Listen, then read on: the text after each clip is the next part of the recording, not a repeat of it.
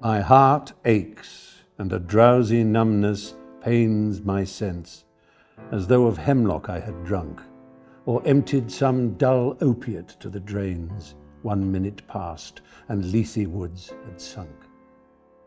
'Tis not through envy of thy happy lot, but being too happy in thine happiness, that thou, light-winged dryad of the trees, in some melodious plot of beechen green and shadows numberless, singest of summer in full-throated ease. Oh, for a draught of vintage that hath been cooled a long age in the deep-delved earth, tasting of flora and the country green, dance and Provençal song and sunburnt mirth.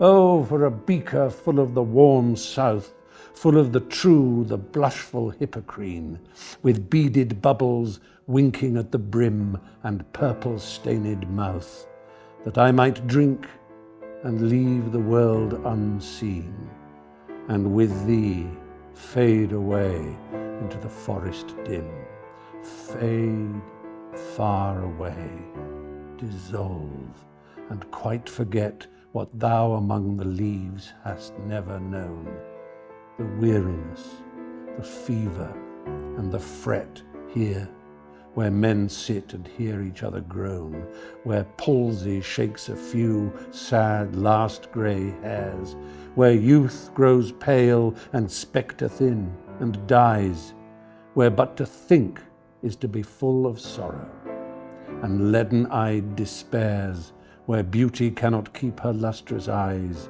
or new love pine at them beyond tomorrow. Away, away, for I will fly to thee, not charioted by Bacchus and his pards, but on the viewless wings of poesy.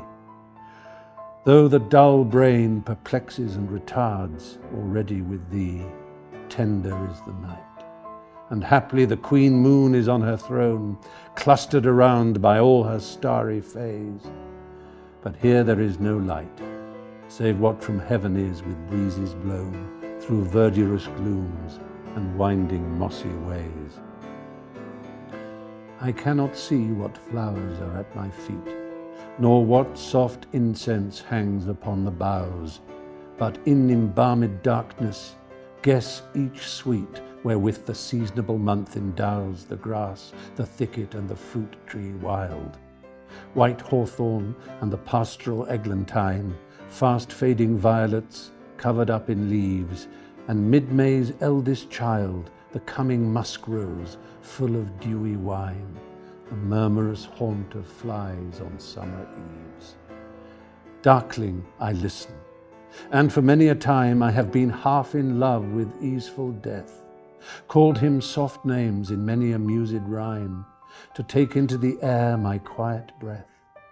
Now more than ever seems it rich to die, to cease upon the midnight with no pain, while thou art pouring forth thy soul abroad in such an ecstasy. Still wouldst thou sing, and I have ears in vain, to thy high requiem become a sod. Thou wast not born for death, immortal bird. No hungry generations tread thee down. The voice I hear this passing night was heard in ancient days by emperor and clown. Perhaps the self-same song that found a path through the sad heart of Ruth, when sick for home she stood in tears amid the alien corn. The same that oft times hath charmed magic casements, opening on the foam of perilous seas in fairy lands forlorn. Forlorn, the very word is like a bell, to toll me back from thee to my sole self. Adieu. The fancy cannot cheat so well as she is famed to do, deceiving elf. Adieu, adieu, thy plaintive anthem fades, past the near meadows, over the still stream, up the hillside, and now 'tis buried deep in the next valley glades.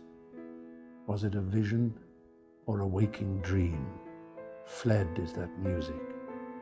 Do I wake or sleep?